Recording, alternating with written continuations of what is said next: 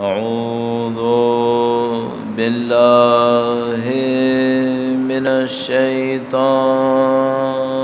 الرجيم.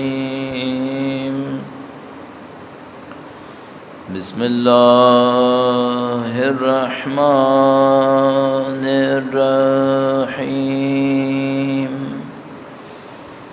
الحمد لله رب العالمين،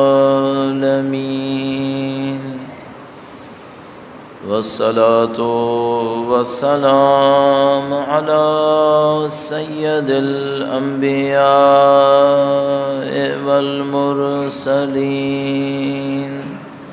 حبيب إله العالمين بالقاسم محمد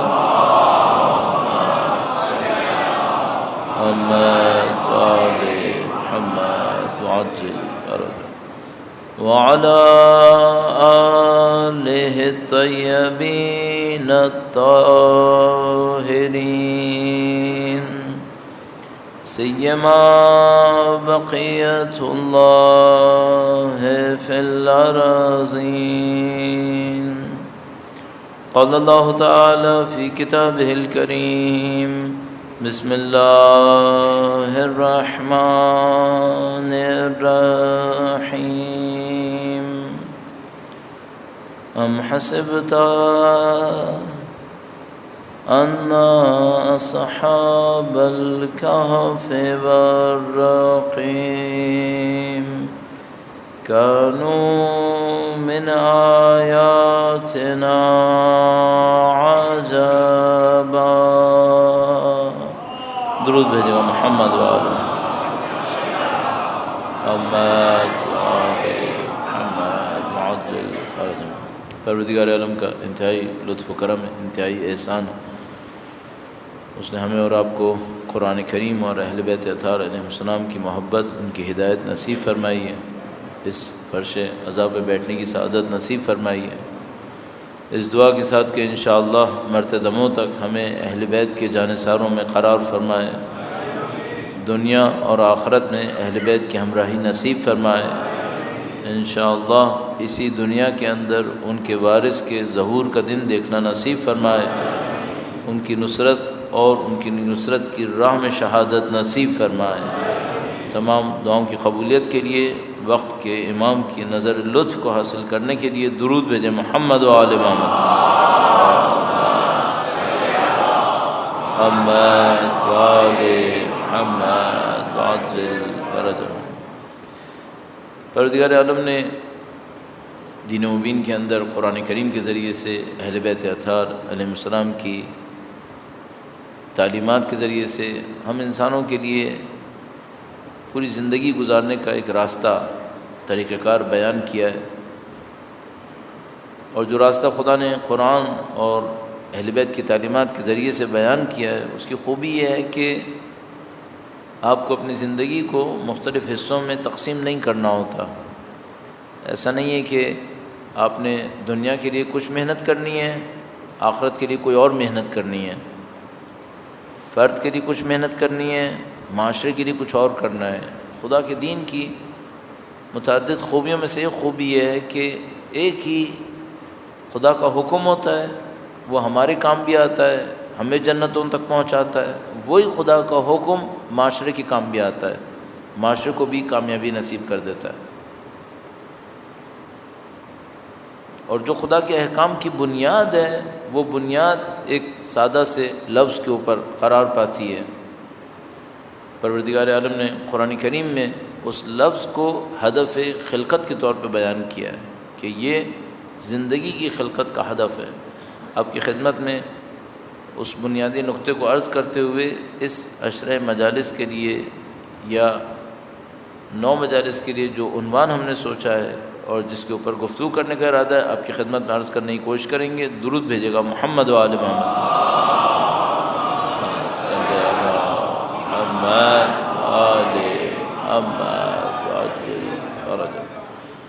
دین مبین کے اندر ظاہر ہے کہ ہر تعلیم، ہر حکم خدا کا انتہائی اہم ہے، اور اگر کسی چیز کی اتنی اہمیت نہ ہوتی تو خدا نے دیا ہی نہیں ہوتا۔ تو کوئی حکم ایسا نہیں ہے جس کو انسان کہہ سکے کہ اس کی اہمیت کم ہے، نعوذ باللہ تعالیٰ، ہر چیز کی اہمیت ہے۔ لیکن کچھ مفاہیم ایسے ہیں جو بنیادی ترین اہمیت رکھتے ہیں، پورے دین کی اساس بنیاد اسی کے اوپر قرار پاتی ہے۔ تو ہمیں یہ احساس ہوتا ہے کہ اگر اس بنیاد کو صحیح کر لیا جائے تو پورا دین خود بخود انسان کی زندگی میں صحیح ہونا شروع ہو جائے گا۔ اور اگر میں ایسے کسی ایک لفظ کو ڈھونڈتا ہوں تو ہمارے سامنے آیہ کریمہ آتی ہے جو ہم اور آپ بچپن سے سنتے آ رہے ہیں، متعدد دفعہ ہر سال اس کو سنتے ہیں، شاید اس کے اوپر گفتگو بھی ہوتی ہے، ما خلقت الجن والانس الا لیعبدون، ہم نے جن و انس کو بس اس لیے خلق کیا کہ وہ ہماری، عرف عام میں ہم اس کو ترجمہ کرتے ہیں ہماری عبادت کریں۔ البتہ ہم پسند کرتے ہیں، بہتر سمجھتے ہیں کہ اس کو ترجمہ ہونا چاہیے وہ ہماری بندگی کریں۔ لیکن بہرحال اگر اسی لفظ کو لے لیا جائے کہ خداوند متعال فرماتا ہے ہم نے جن و انس کو بس اس لیے خلق کیا کہ ہماری عبادت کریں، تو میرا اپنے خیال ہے کہ اور کوئی کلام عبادت کی اہمیت کو دکھانے کے لیے اس آیہ کریمہ سے زیادہ مؤثر نہیں ہوگا، کہ خدا کہتا ہے ہم نے تمام جن کو خلق کیا، انس کو خلق کیا، انسانوں کو خلق کیا، اور ایک ہدف رکھا ہے کہ وہ ہماری عبادت کریں۔ تو ہمارے ذہن میں آتا ہے کہ اگر کوئی عبادت کو صحیح کر لے، اور میں عرض کر چکا ہوں آپ کی خدمت میں کہ ہم زیادہ بہتر سمجھتے ہیں کہ اس کو بندگی ترجمہ کرنا چاہیے، لیکن اگر میں عبادت کو ہی ترجمہ کرتے ہوئے چلوں تو اگر کوئی انسان اپنی زندگی میں اس مفہوم کو صحیح کر لے، ایک مفہوم عبادت، تو اس کا مطلب یہ ہے کہ پورا دین خود بخود صحیح ہو جانا چاہیے، پورا دین کا خود بخود ایک اثر ہونا چاہیے، کیونکہ اس نے بنیاد کو صحیح کر لیا۔ اب یہ جو ہم نے چند مجالس میں کوشش کی ہے، میں اس کی پہلے بنیاد تھوڑا سا ایک پس منظر عرض کر دوں اور اس کے بعد اس عنوان کو عرض کرنے کی کوشش کروں گا۔ درود بھیجے گا محمد و آل محمد، صلی علی محمد و آل محمد وعجل فرج۔ جو بنیاد ہمارے ذہن میں رہتی ہے وہ یہ ہے کہ بحمد اللہ رب العالمین وقت گزرنے کے ساتھ ساتھ ہماری قوم میں جو لوگ یہاں پہ تشریف فرما ہیں، اس محلے کے اندر ہیں، اور جو لوگ سن رہے ہیں، ان میں کافی مثبت تبدیلیاں رونما ہو رہی ہیں، کافی چیزیں پازیٹیو ہو رہی ہیں، جو میں تفصیل سے عرض نہیں کروں گا، آپ کی خدمت میں پہلے بھی کئی دفعہ عرض کر چکا ہوں۔ وہ یہ کہ جو دعائیں پہلے ہمارے پاس نہیں تھیں، وہ دعائیں الحمدللہ رب العالمین اب بہت رائج ہیں۔ جو اعمال پہلے ہم لوگ اپنے بچپنے میں سنتے ہی نہیں تھے، اب الحمدللہ جیسے اسی ہال میں کبھی اعمال ہوتے ہیں تو پورا ہال بھرا ہوا ہوتا ہے، ماشاءاللہ لوگ مختلف طریقوں سے شرکت کر رہے ہوتے ہیں۔ تو اس میں کوئی شبہ نہیں ہے کہ دین کی تعلیمات لوگوں تک پہنچ رہی ہیں، اور دین کی تعلیمات نے لوگوں کی زندگیوں پر بہرحال اثر ڈالا ہے، ان کے معمولات کو تبدیل کیا ہے، جو میں نے عرض کیا، اعمال کی صورت میں، مختلف عبادتوں کی صورت میں۔ لیکن اس کے ساتھ ساتھ ایک اور مشکل ہمارے ساتھ چل رہی ہے، ہمارے ساتھ باقی ہے، وہ یہ ہے کہ جس ماحول میں اور آپ زندگی گزار رہے ہیں وہ بھی برائی کے لیے اتنی تیزی سے آگے بڑھ رہا ہے۔ یہ تو ہے کہ مثلا پہلے لوگ شاید اتنی پابندی سے نماز نہیں پڑھتے ہوں گے، الحمدللہ رب العالمین اب بہت پابندی سے پڑھتے ہیں، یعنی کم سے کم اس کی نسبت تو بہت پابندی سے پڑھتے ہیں جو پہلے تھا۔ دعائیں پہلے اتنی زیادہ نہیں تھیں، اب ہیں، لیکن ہمیں فوراً سوچنا پڑتا ہے کہ پہلے وہ بے حیائی بھی نہیں تھی جو اب ہے۔ 40 سال پہلے کہاں اتنی بے حیائی تھی؟ ٹی وی بھی جب شروع ہوا تھا تو نہیں لگتا تھا کہ کوئی بے حیائی کا کام اس کے اندر ہوگا، ظاہری طور پہ تو نہیں لگتا تھا۔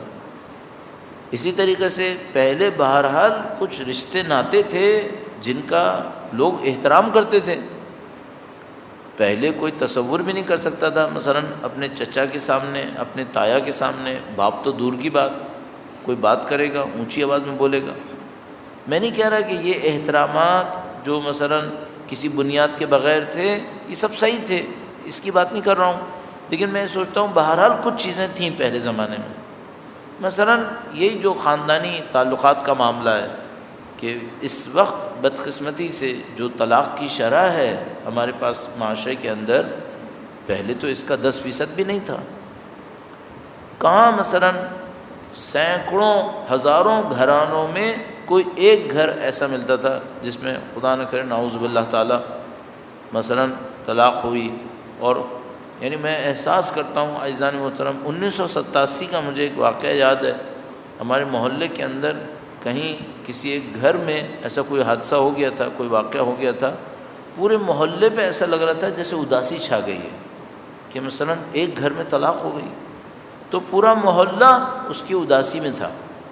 اور مثلا جب ہم لوگ آئے تو سمجھ میں نہیں آ رہا تھا, ایسا رہتا جیسے کوئی نعوذ باللہ تعالی جیسے کوئی موت ہو گئی ہے پورے علاقے میں, کیا ہو گیا.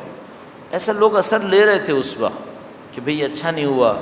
اچھا کوئی اس وجہ سے لیتا تھا کہ بھئی معاشرے کے لیے اچھا نہیں ہے, کوئی یہ کہتا تھا بھئی رسول اللہ نے کہا تھا مجھے جائز چیزوں میں اس سے زیادہ ناپسند کوئی چیز نہیں لگتی.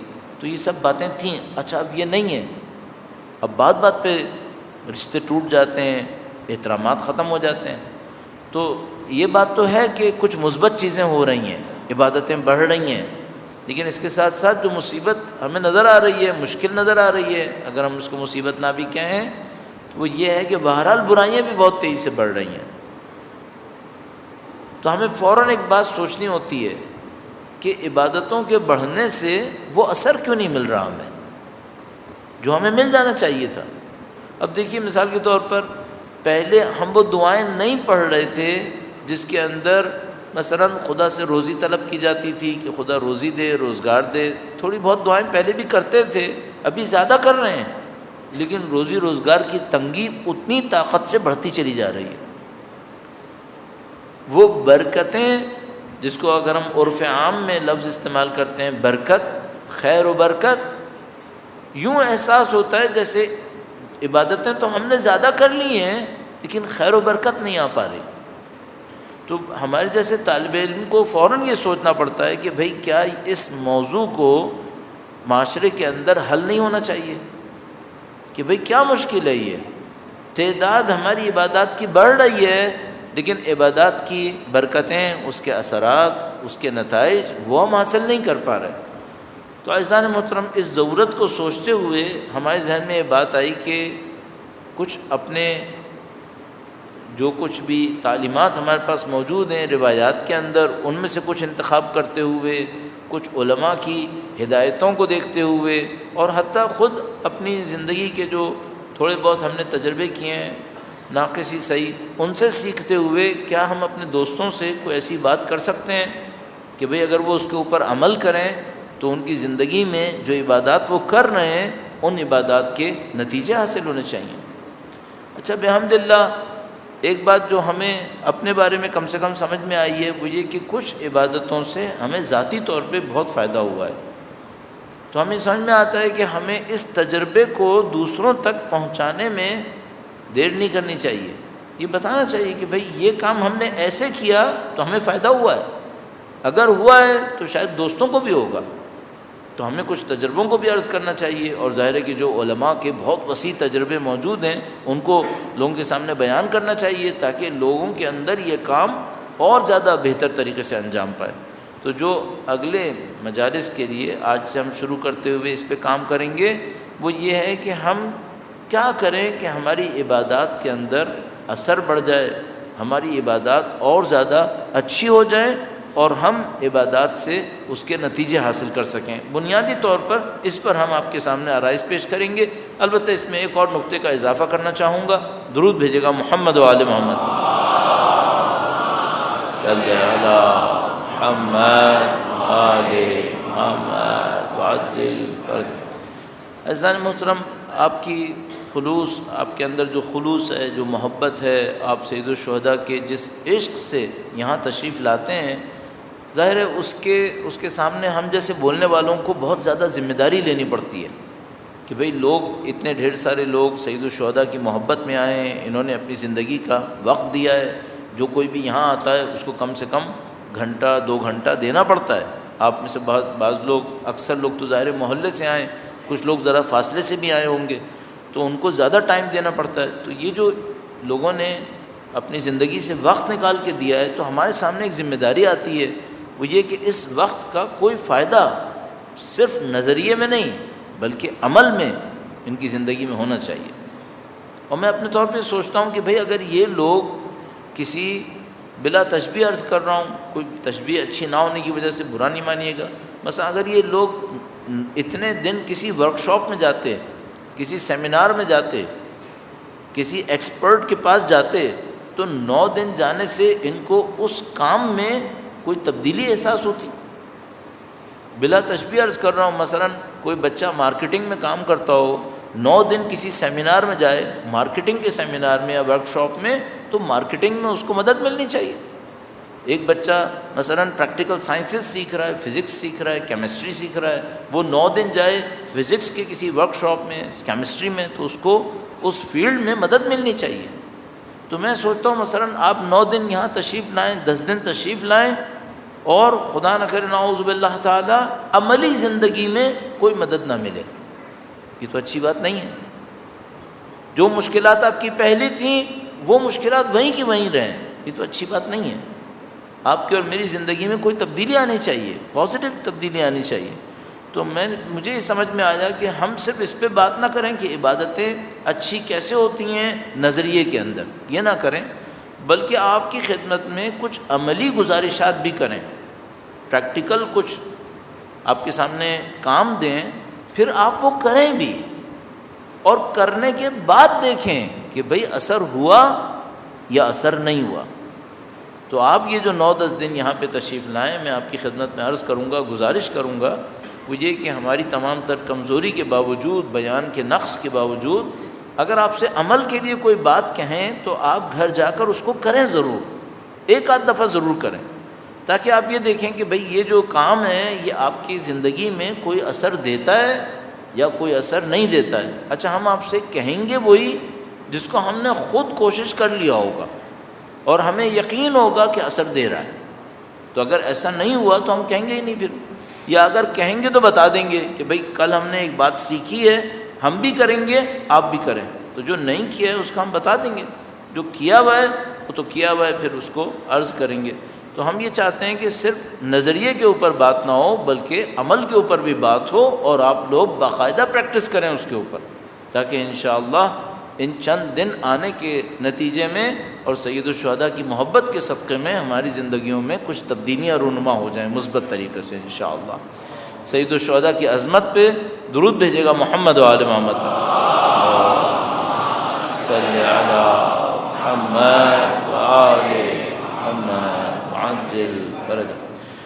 اب تھوڑا سا نظریاتی طور پر بھی بیک گراؤنڈ بنانا پڑے گا کہ بھئی تھوڑا سا علمی طور پر بھی ہمیں کچھ چیزیں عرض کرنی چاہیے۔ تو علمی طور پر ہم اس طرح سے عرض کریں گے کہ یہ جو عبادت کا عمل ہے، آپ خود اس بات کو بہت اچھی طرح جانتے ہیں، لیکن دوبارہ سے یاد دلانے کے لیے کہ بھئی یہ جو عبادت کا عمل ہے یہ زیادہ تر جسمانی عمل ہے یا زیادہ تر روحانی عمل ہے۔ اللہ کے دین میں کچھ عبادتیں ایسی ہیں جو ظاہری طور پر جسم کی عبادتیں ہیں، جسم کی عبادتیں، اور بعض عبادتیں ایسی ہیں جن کا جسم سے تعلق نسبتاً کم ہے، نسبتاً کم ہے، لیکن بہرحال کچھ عبادتیں ایسی ہیں جو دیکھنے والا دیکھتا ہے تو اس کو جسمانی لگنے لگتی ہیں۔ مثال کے طور پر جب کوئی نماز پڑھتا ہے اور کوئی دور سے دیکھے تو وہ کہے گا کہ بھئی یہ ایک عبادت ہے جس کے اندر جسم پہ پانی ڈالنا ہوتا ہے، ایک طرف رخ کر کے کھڑے ہو جاتے ہیں، پھر آپ جھکتے ہیں اور جھکتے ہیں، پھر کھڑے ہوتے ہیں، پھر جھکتے ہیں اور جھک رہے ہوتے ہیں۔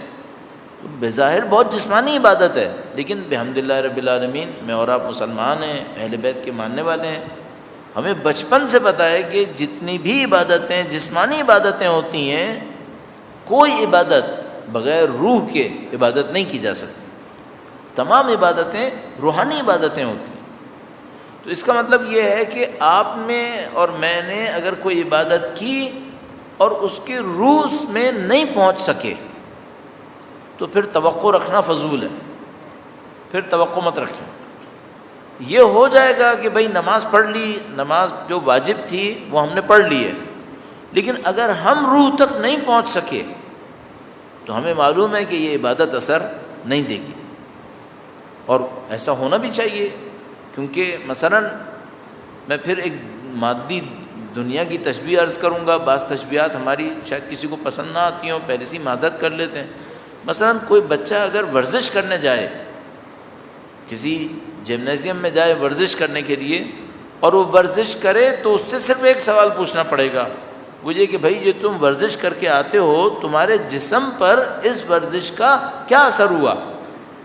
مثلا وہ آپ سے یہ کہے کہ بھائی میرے اس طریقے سے باڈی میں یہ چینج آ گئی ہے، چلیے بات صحیح ہے، لیکن اس سے بھی ایک سوال ہو سکتا ہے، وہ یہ کہ یہ جسم پہ تو چینج آ رہا ہے، اندر سے صحت بھی صحیح ہے یا چینج صرف جسم میں آ رہا ہے؟ کیونکہ ایسا ہو سکتا ہے کہ بھائی ظاہری طور پہ تو جسم اچھا ہو رہا ہے لیکن اندر سے صحت جو ہے وہ اچھی نہ ہو۔ میرے ساتھ بہت بڑی مشکل ہے، میں اپنا اس کا علاج کرنا چاہ رہا ہوں کہ میں اتنے سال درس دینے کے بعد، مجلسیں پڑھنے کے بعد ایک ایک آدمی مجھے نظر آتا رہتا ہے، اور اگر کوئی بچہ بھی کچھ کر رہا ہوتا ہے، خاص کر اگر بچہ تھوڑی عمر میں زیادہ ہو، 17 18 سال 20 سال کا ہو، تو پھر مجھے بہت سخت تکلیف ہوتی ہے۔ تو میں ریکویسٹ کر رہا ہوتا ہوں کہ دیکھو بھائی، اگر کوئی یہ سمجھ رہا ہے منہ پہ ہاتھ رکھ کے بات کرے گا مجھے نظر نہیں آئے گا، تو میرے تجربہ اس سے بہت زیادہ ہو گیا ہے، اب میں بوڑھا ہو گیا ہوں۔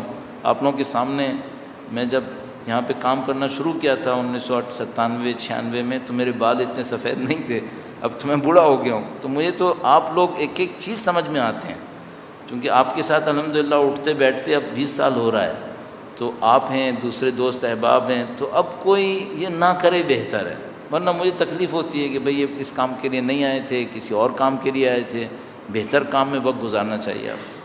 چلیے انشاءاللہ بچے ہیں، ہماری بچے ہیں، سیکھیں گے آہستہ آہستہ اور بہتر ہو جائے گا۔ درود بھیجے گا محمد و آل محمد، صلی علی محمد و آل محمد وعجل فرجهم۔ تو میں نے عرض کیا کہ اگر کوئی بچہ جمنازیم بھی جائے اور ہم اس سے پوچھیں کہ بھئی باڈی صحیح ہو رہی ہے، تو وہ کہ ہاں صحیح ہو رہی ہے، تو ہم اس سے پوچھتے ہیں بھئی باڈی کے پیچھے ایک صحت بھی ہوتی ہے، وہ ایک انٹرنل ایشو ہے تمہارا، اوور آل تمہاری ہیلتھ کیسی ہے؟ اگر وہ صرف باڈی بھی کہے نا تو ہم اس کے اوپر عیب نہیں کر سکتے، وہ کہہ سکتا ہے میں باڈی کے لیے گیا تھا، لیکن اگر کوئی نماز پڑھنے جائے اور ہم اس سے پوچھیں تم نے نماز پڑھ لی، وہ کہے ہاں پڑھ لی، تو ہم اس سے کہیں روح پہ کیا اثر پڑا، اور وہ کہے مجھے نہیں معلوم۔ اب اس جواب میں بہت عیب ہے، اس جواب میں بہت خرابی ہے۔ اس کی وجہ یہ ہے کہ نماز تو کوئی جسمانی ایکسرسائز تھی نہیں، نماز کا جو اصلی ہدف تھا وہ تھا قربتاً الی اللہ، اور یہ جو قربتاً الی اللہ تھا یہ روح سے تھا، اور روح سے بھی بڑھ کر، میں دسیوں دفعہ آپ کی خدمت میں عرض کر چکا ہوں اس لیے عرض نہیں کروں گا، روح سے بھی بڑھ کر ہماری صفتوں کا خدا کی صفتوں سے نزدیک ہونا، یہ قربتاً الی اللہ تھا۔ خدا رحیم ہے، میں بھی رحم کروں، خدا عادل ہے، میں بھی عادل کروں، خدا صادق ہے، میں بھی سچ بولوں۔ اصلی قربتاً الی اللہ جو ہمیں سمجھ میں آتا ہے وہ یہاں پہ تھا۔ اب مثال کے طور پر کوئی بچہ نماز پڑھے اور نماز پڑھنے کے بعد ہم اس سے پوچھیں کہ بیٹا آپ کی روح پہ کیا اثر پڑا، اور وہ کہے کہ مجھے 5-10 سال ہو گئے ہیں لیکن ابھی تک مجھے سمجھ میں نہیں آیا ہے، تو ہم کہیں گے کہ یہ بہت خراب جواب ہے، یہ جواب اچھا نہیں ہے، آپ کے لیے بہت نقصان دہ ہے، آپ نے اتنے سال نماز پڑھی ہے تو آپ کے اوپر کیوں اثر نہیں ہوا ہے، اور اثر ہوا ہے تو آپ کو پتہ کیوں نہیں چلا؟ یہ کیسا اثر ہے جس کا پتہ ہی نہیں چلتا ہے؟ تو عزیزان محترم، فوراً ہمیں سوچنا پڑتا ہے کہ بھئی جس طریقے سے ہم جو کام کر رہے ہیں یہ وہی طریقہ ہے جو خدا نے چاہا تھا۔ اسی نماز سے اللہ کے رسول کے بقول لوگ معراج پہ پہنچتے ہیں، اسی نماز سے، اسی عبادت سے لوگ مقامات کو حاصل کرتے ہیں۔ تو اب اگر میں نے 30 سال نماز پڑھی، نہ کوئی معنوی ترقی ہوئی، نہ نماز میں کوئی لطف آیا، مزہ آیا، جس کے اوپر میں عرض کروں گا، تو پھر یہ مجھے اپنے آپ سے پوچھنا پڑے گا کہ بھئی یہ 25-30 سال سے میں کر کیا رہا ہوں یہ؟ اچھا اب ایک اور مشکل بھی ہے، اگر کہیں ایسا ہوتا کہ کوئی چھوٹا موٹا کام غلط ہوا ہے باقی صحیح ہے تو بات تھی، اگر عبادت ہی صحیح نہیں ہوئی تو پھر باقی کیا ہے؟ پھر باقی تو کچھ ہے ہی نہیں۔ پھر خدا متعال فرماتا ہے ما خلقت الجن والانس الا لیعبدون، ہم نے جن و انس کو اس لیے خلق کیا کہ ہماری بندگی کریں، جس میں ایک عبادت بھی ہے۔ اگر وہ عبادت ہی صحیح نہیں ہوئی تو پھر معاملہ کہاں ہو رہا ہے پھر؟ تو اعزان محترم تھوڑا سا ہم پوائنٹس عرض کریں گے اور اس کے اوپر تھوڑا سا محنت کریں گے۔ اب یہ ہے کہ میں آغاز میں آپ کے سامنے کچھ پوائنٹس عرض کرنا چاہ رہا ہوں۔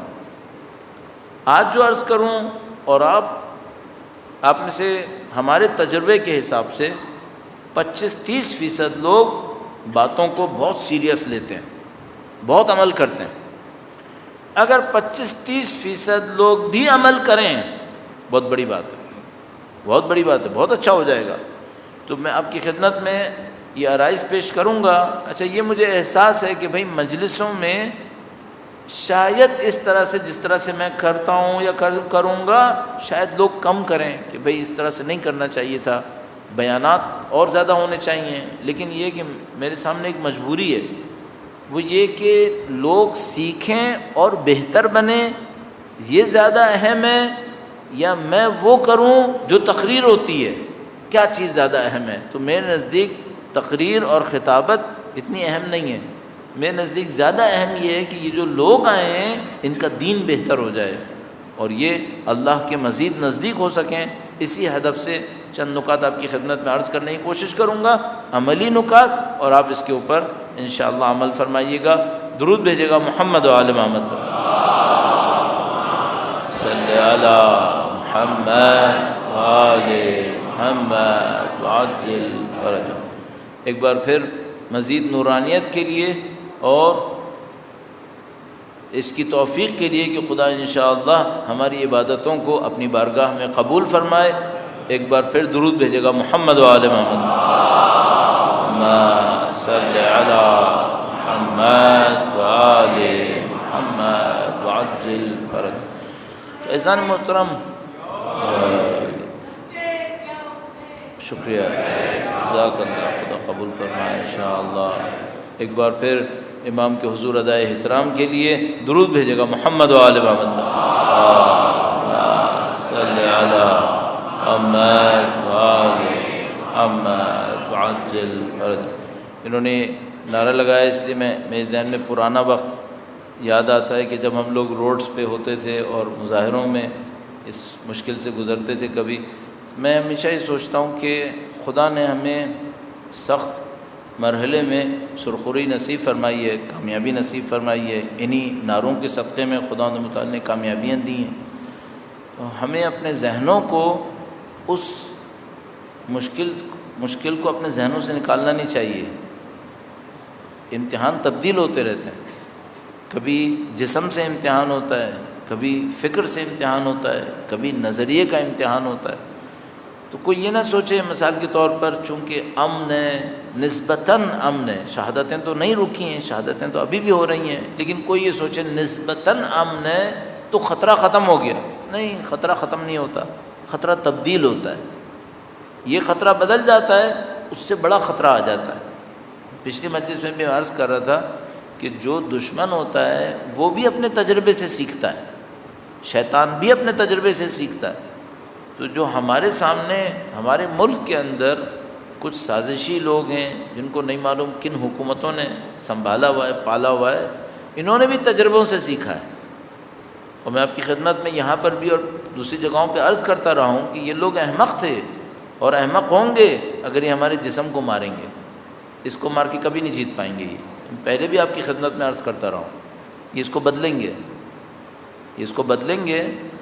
شاید یہ کریں کہ جسم پر بھی حملہ کرتے رہیں تاکہ ہم یہ سوچتے رہیں کہ مشکل وہاں پر ہے۔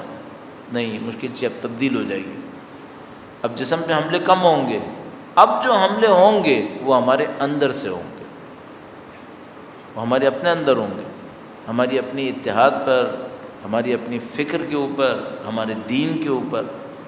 تو یہ حملات کی نوعیت بدلتی رہتی ہے۔ شاید اس وجہ سے بھی ہم نے اس بات کو اہم سمجھا ہے کہ عبادتوں پہ توجہ اچھی ہو جائے، چونکہ اب جو حملات ہوں گے وہ اس کی روحانیت کے اوپر ہوں گے، روح کو ختم کرنے کی طرف ہوں گے۔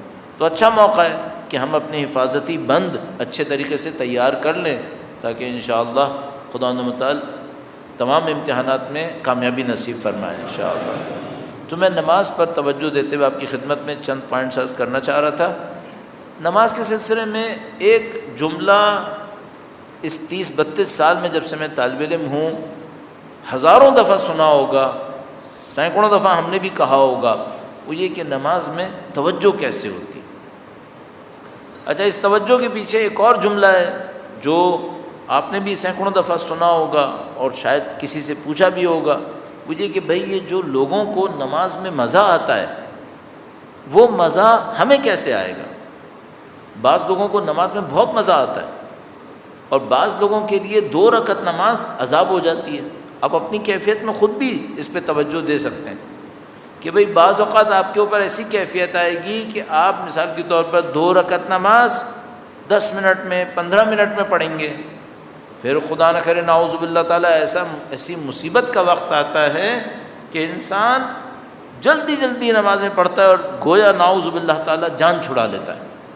تو پھر انسان کو خود اپنے آپ سے سوال کرنا پڑتا ہے کہ میں تو وہی انسان ہوں جس کو کبھی نماز میں مزہ آتا ہے اور کبھی بالکل مزہ نہیں آتا۔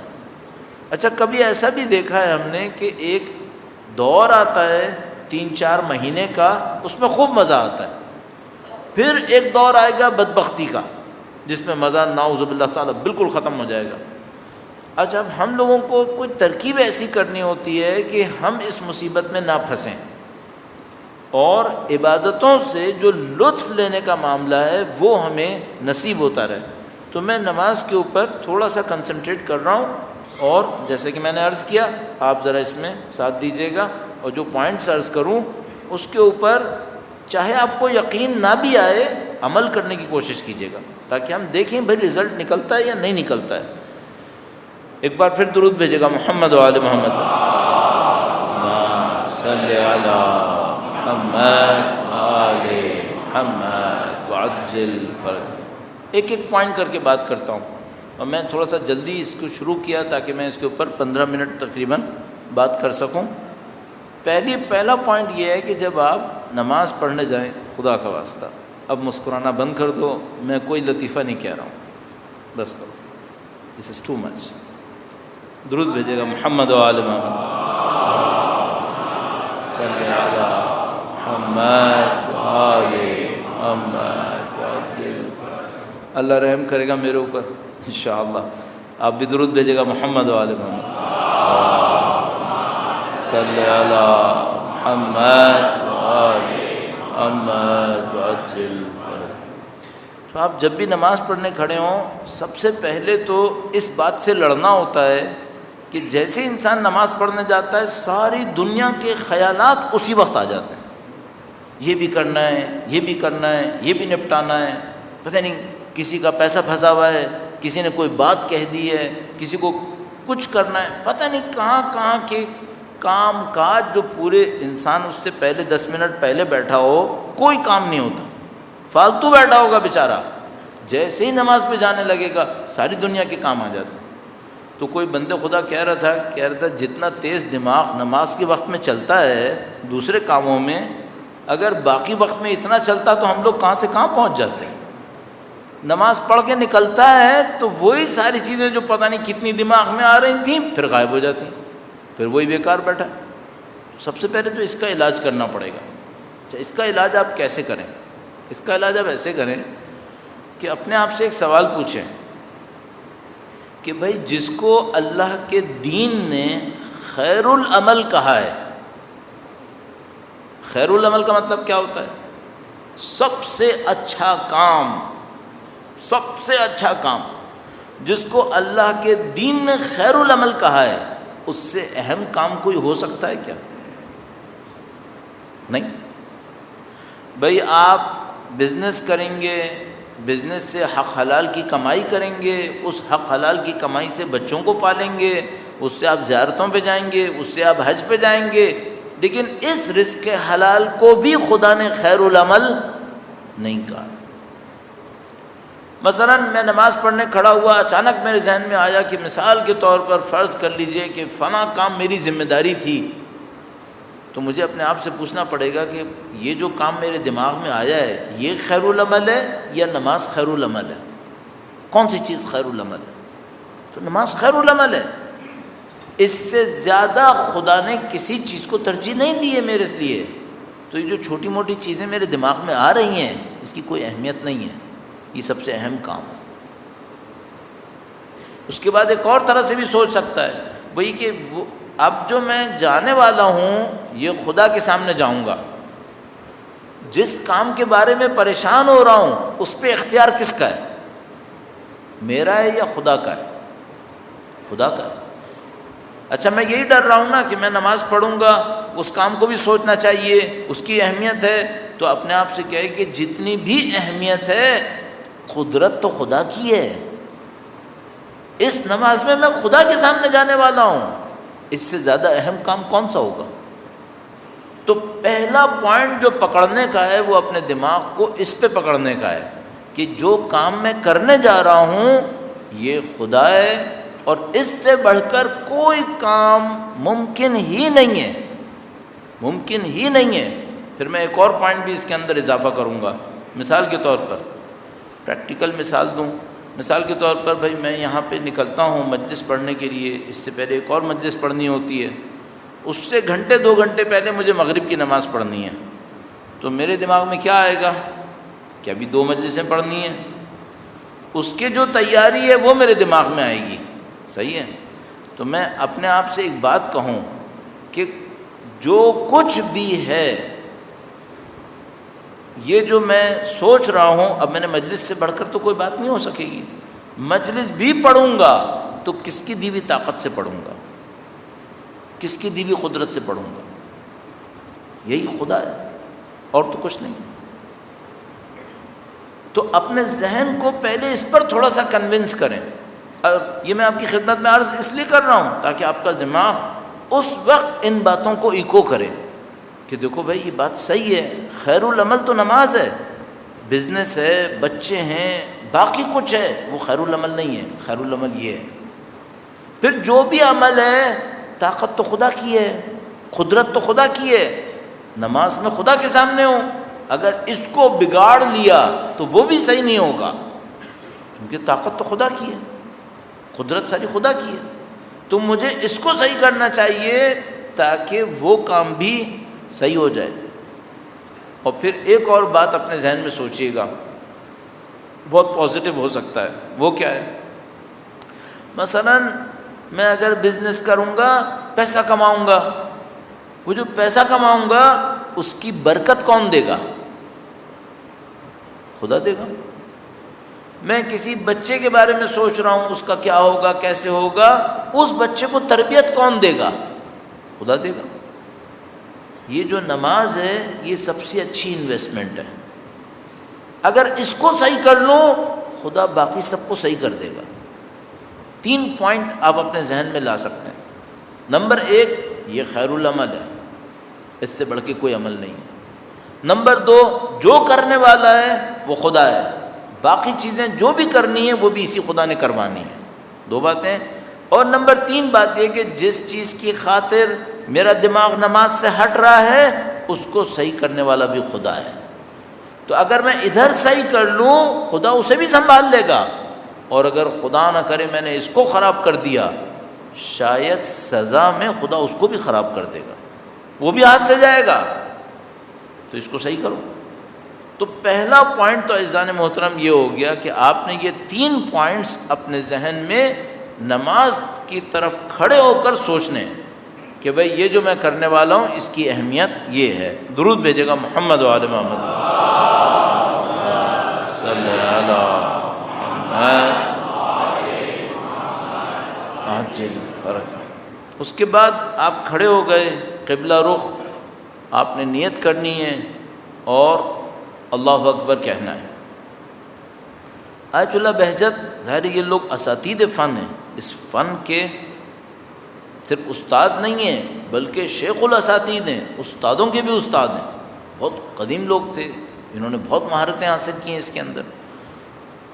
اتنا ماہر آدمی ایک نسخہ دے رہا ہے، اب اس نسخے کی ویلیو ہونی چاہیے.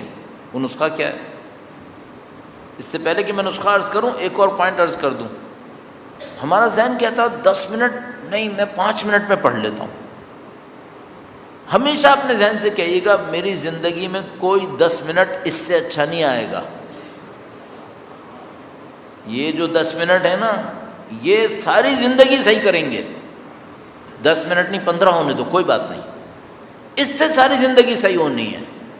تو وہ جو دماغ کے اوپر کلاک بجتی رہتی ہے نا کہ 10 نہیں 5 منٹ میں کر لوں 8 منٹ میں کر لوں, اس کو آپ ایسے شکست دیں, اس سے کہ میری زندگی کا کوئی 10 منٹ اس سے اچھا نہیں ہے, اس کو لگانے دو. اچھا صبح بھی یہی کر سکتے ہیں, صبح کے وقت سب سے زیادہ گڑبڑ ہوتی ہے. بچے آدھی آنکھ کھول کے فجر پڑھتے ہیں دوبارہ سو جاتے ہیں. اب میں بچوں سے بات ہی نہیں کروں گا, بچے تو بچے ہوتے ہیں, میں تو اپنے جیسوں سے بات کروں گا جو بڑھ گئے بڑے ہو گئے. ان سے میں کہوں گا آپ کی زندگی میں کوئی قیمتی 10 منٹ ایسا نہیں آئے گا, اس پہ انویسٹمنٹ کریں, اس 10 منٹ کو اچھا کریں, آپ کی ساری زندگی اچھی ہو جائے گی. تو یہ 3-4 پوائنٹ سوچ لیے. اب میں آتا ہوں آیت اللہ العظمیٰ بہجت کی نصیحت کی طرف. وہ فرماتے تھے, فرمایا انہوں نے ایک جگہ پر پڑھا ہوا بھی ہے کہا بھی ہے, انہوں نے کہا کہ جب آپ نماز کے لیے نیت کرنے لگیں تو اس سے پہلے وقت کے امام سے مدد مانگیں. اللہ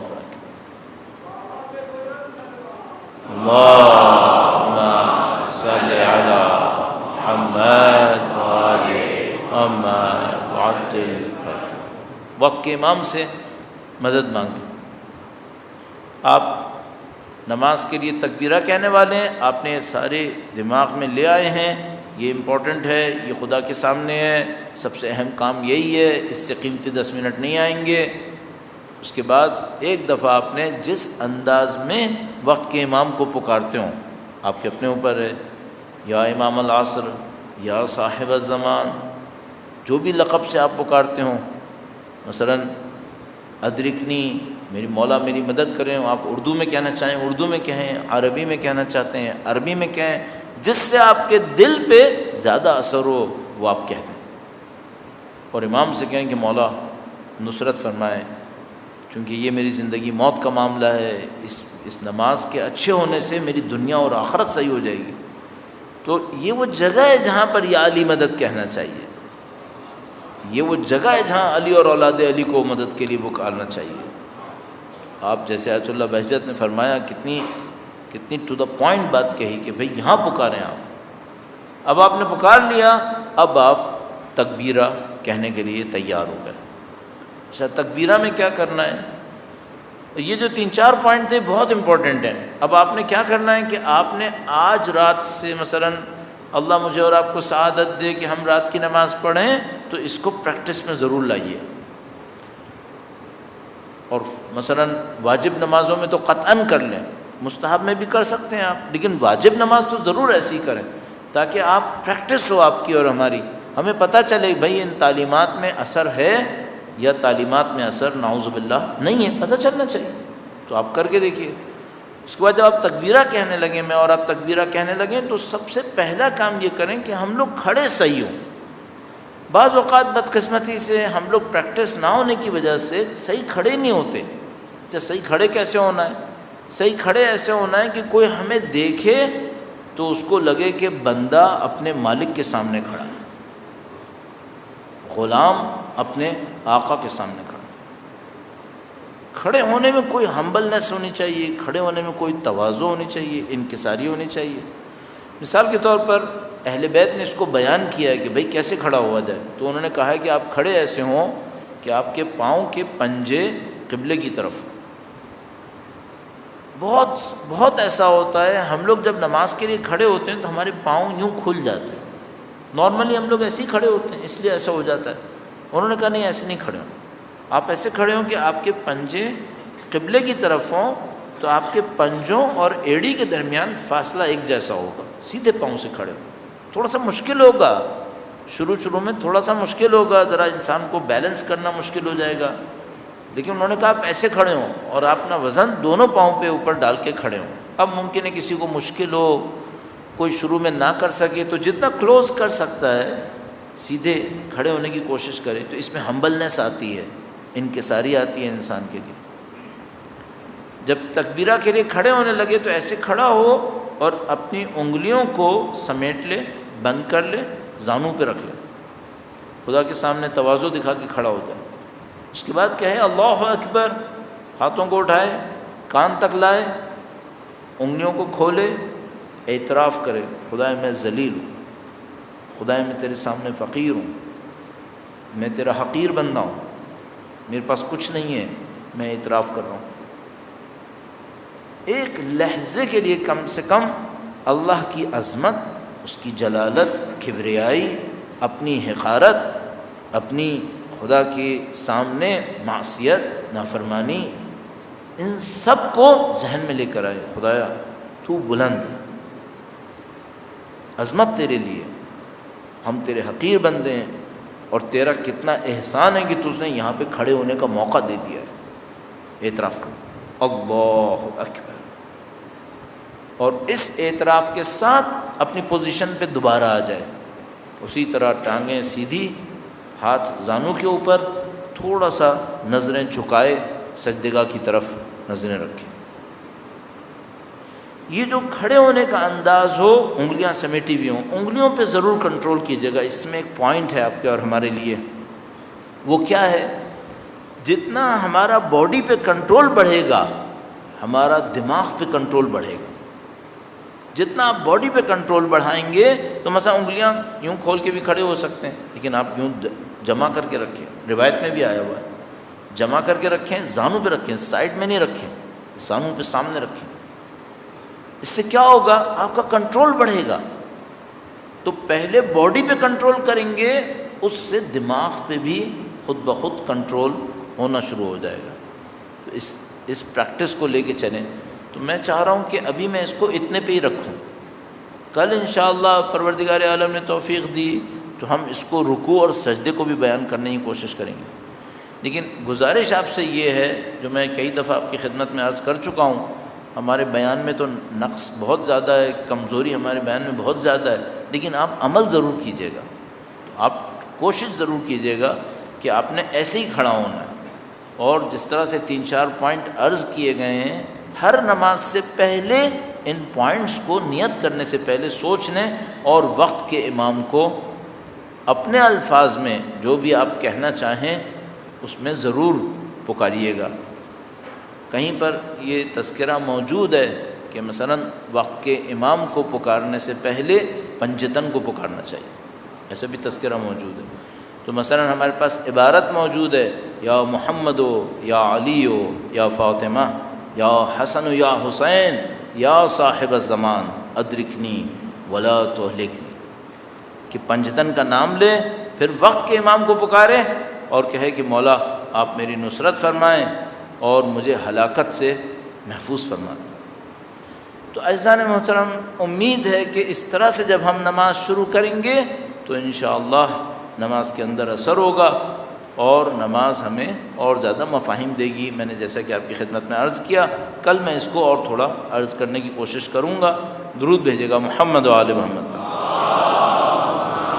صلی علی محمد محمد وعجل فرج۔ اچھا، ہم سب کو معلوم ہے کہ انہی عبادتوں کے ذریعے سے لوگوں نے بڑے بڑے کمالات حاصل کیے ہیں۔ ہمیں کمالات کے پیچھے نہیں بھاگنا چاہیے۔ کچھ دفعہ ہم سے غلطی یہ ہو جاتی ہے کہ ہم لوگ جب نماز مثلا اچھی پڑھتے ہیں تو ہمارے ذہن میں آتا ہے کہ بھئی فلاں کو تو خواب میں کیا نظر آتا تھا، مجھے بھی نظر آنا چاہیے، فلاں تو یہ کرتا تھا، اس کے ساتھ یہ ہو جاتا تھا، میرے ساتھ بھی ہونا چاہیے۔ نہیں، یہ کمالات کے پیچھے بھاگنا توحید نہیں ہے۔ آپ کو اور مجھے کمالات کے پیچھے نہیں بھاگنا چاہیے۔ یہ فلاں طاقت مل جاتی ہے، فلاں خواب میں دیکھ لیتے ہیں، یہ سب چیزیں توحید جو ہے وہ خدا کو پیچھے بھاگنا ہے بس۔ یہ چیزیں خدا دے دے تو دے دے، نہیں دے تو ہمیں تو خدا چاہیے، ہمیں جادو تھوڑی چاہیے، ہمیں خدا چاہیے۔ خواب میں آتا ہے نہیں آئے، نہیں آتا خواب نہ آئے، اس سے کیا فرق پڑتا ہے؟ خدا چاہیے، اور پروردگار عالم جانتا ہے کہ کس کو کیا نصیب کرے۔ اگر ہمارے لیے وہ ملنا بہتر ہوا تو خدا دے دے گا، اور نہیں ملنا بہتر تو خدا کیوں دے؟ پھر بہتری اسی میں کہ نہ دے۔ ہمیں صرف خدا کے پیچھے جانا چاہیے۔ اور اعزان محترم، ابھی میں صرف آپ کے سامنے الفاظ میں ہی کہہ سکتا ہوں، ظاہر ہے کہ میں اس فیلڈ کا ماہر نہیں ہوں، لیکن کتنا لطف ہے اگر انسان کو یہ احساس ہونے لگے کہ کہ خدا ساتھ ہے۔ کتنی لطف کی بات ہے کہ اگر انسان کو یہ احساس ہونے لگے کہ پروردگار ساتھ ہے، اور یہ عمل سے نصیب ہوگا، یہ کہنے سننے سے نصیب نہیں ہوتا ہے، دکھانے سے نصیب نہیں ہوتا ہے، یہ نمائشی کام نہیں ہے۔ مثلا یہ جو میں آپ کے سامنے کہہ رہا ہوں بھئی یہ نمائشی کام تھوڑی ہوتا ہے، یہ تو خدا مجھے اور آپ کو کسی طریقے سے نصیب کر دے تو ہو جائے گا۔ آپ اور میں کوشش کریں گے، اور سید الشہداء کی اس محبت کے ساتھ امید قوی ہے کہ خدا تھوڑی سی محنت پہ بھی زیادہ کام آسان کر دے گا۔ چونکہ سید الشہداء کی محبت معجزے کرتی ہے، تو کوئی سید الشہداء کی محبت سے دنیا مانگ لیتا ہے تو خدا دنیا دے دیتا ہے۔ بھئی اگر کوئی سید الشہداء کی محبت کے نام پہ شہرت مانگے مل جائے گی، کوئی سید الشہداء کی محبت کے نام پہ دنیا مانگے مل جائے گی، دولت مانگے وہ بھی مل جائے گی، جس کو جو چاہیے وہ مل جائے گا۔ آپ کیا مانگیں؟ آپ سید الشہداء کی محبت کے نام پر ان کا قرب مانگیں، ان کی نظر لطف مانگیں، اور اگر کوئی بہت دور کی چیز مانگنا چاہتا ہے تو اس کو چاہیے کہ سید الشہداء کی محبت کے نام پر شہادت مانگے۔ شہید ہوگا تو ایسے گروہ میں جائے گا جس کے سردار امام حسین ہیں۔ شہید ہوگا تو وہاں جائے گا نا، ہر گروہ کا ایک سردار ہوتا ہے، شہیدوں کے سردار امام حسین سید الشہداء۔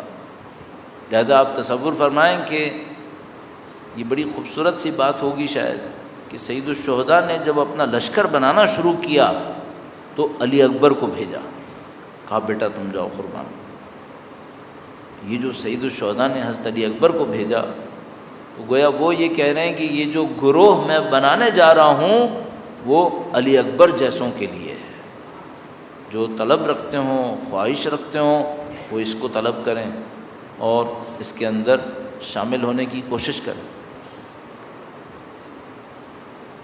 جب بھی ہمیں کہیں عشرہ مجالس پڑھنا ہوتا ہے تو ہم کوشش یہ کرتے ہیں، چاہے سفر کا مہینہ ہو، چاہے محرم کا مہینہ ہو، چاہے کوئی اور وقت ہو، ہم پہلی کوشش یہ کر رہے ہوتے ہیں کہ پہلے دن مصائب مادر حسین کے پڑھے جائیں، پہلے دن مصائب بی بی سیدہ کے پڑھے جائیں۔ اس کی وجہ ظاہر ہے، بہت واضح ہے، شہادتوں کا سلسلہ تو بی بی کے وجود مقدس سے شروع ہوا ہے۔ عزیزو کتنا سخت ہے انسان کے لیے اس بات کو تصور کرے کہ اللہ کے رسول کے دل پہ کیا گزر رہی ہوگی جب فاطمہ گریا کرتی تھی، کتنا سخت۔ ایک طرف سے بی بی کا مقام دیکھو،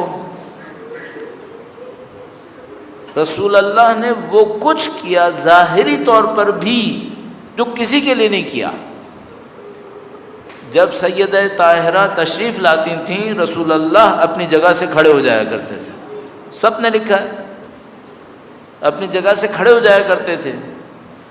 روایات موجود ہیں، جب بی بی تشریف لاتی تھیں تو کبھی ان کے ہاتھوں کا بوسہ لیتے تھے، کبھی پیشانی کا بوسہ لیتے تھے، اپنی جگہ پہ بٹھاتے تھے۔ اب آپ تصور کریں، اللہ کے نبی نے کسی باپ سے نہیں کہا کہ اپنے بیٹی کے لیے کھڑا ہو، تو رسول اللہ جو کھڑے ہوتے تھے اس کا مطلب کیا تھا؟ اس کا مطلب یہ تھا کہ مقام نبوت کے ساتھ بی بی کے سامنے کھڑے ہو جایا کرتے تھے۔ کوئی تو بات ہوگی یہاں پہ، کوئی تو راز ہوگا یہاں پر کہ رسول اللہ یہ کام کرتے تھے۔ اس کے بعد گویا رسول اللہ کو یہ اندازہ تھا کہ میری، یعنی اندازہ کیا بتانا چاہ رہے تھے کہ مجھے پتہ ہے میری بیٹی کے اوپر کیا مصیبتیں آنے والی ہیں، تو اس کو بتانے کے لیے اللہ کے رسول نے کہا کہ جس نے فاطمہ کو خوش کیا اس نے مجھے خوش کیا، اور جس نے فاطمہ کو دکھ دیا اس نے مجھے دکھ دیا۔ تو پہلے سے ہی بتا دیا تھا کہ دیکھو کچھ بھی ہو ان کا احترام کرنا۔ اپنی وفات سے 6 مہینے پہلے ہر روز سیدہ کے دروازے کے سامنے کھڑے ہو جاتے تھے اور کہتے تھے السلام علیکم یا اہل بیت النبوہ ومعدن الرسالہ ومختلف الملائکہ۔ اللہ کے رسول کیوں یہ کام کرتے تھے؟ مسلمانوں کو یہ بتانا چاہتے تھے کہ دیکھو میری موت کے بعد شک نہ کرنا کہ اہل بیت یہی ہیں، اہل بیت یہی ہیں جن کے لیے خدا نے تم سے وعدہ لیا ہے کہ ان کا احترام کرو۔ لیکن عزیزو، میں کیسے آپ کی خدمت میں عرض کروں کہ اللہ کے رسول جو فاطمہ کے چہرے کی تبدیلی سے بھی دکھ لیتے تھے، اب کیسے اللہ کے رسول کو بتائیں کہ اللہ کے رسول آپ کی صاحبزادی کو تماچا بھی لگا؟ کیسے بتائیں؟ کس منہ سے اللہ کے رسول کے سامنے جائیں؟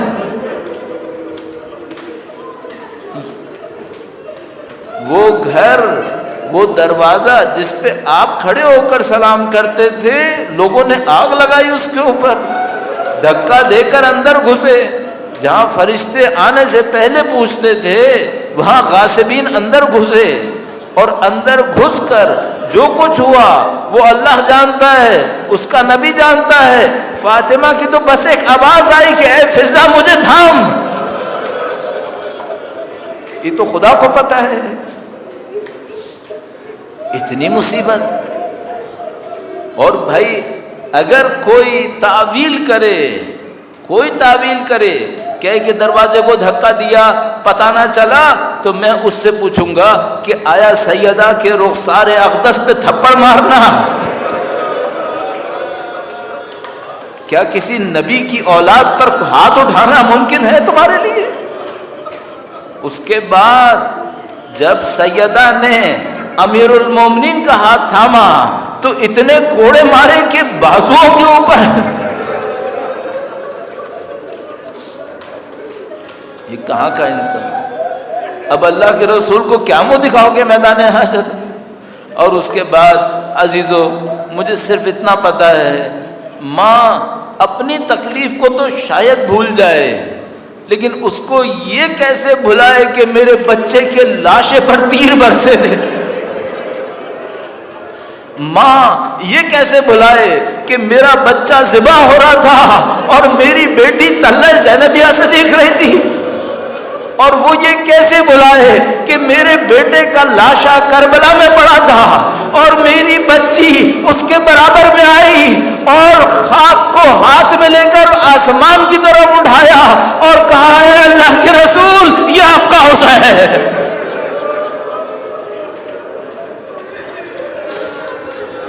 الا لعنت اللہ علی القوم الظالمین وسيعلم الذين ظلموا أي منقلب ينقلبون۔ ماتم حسین۔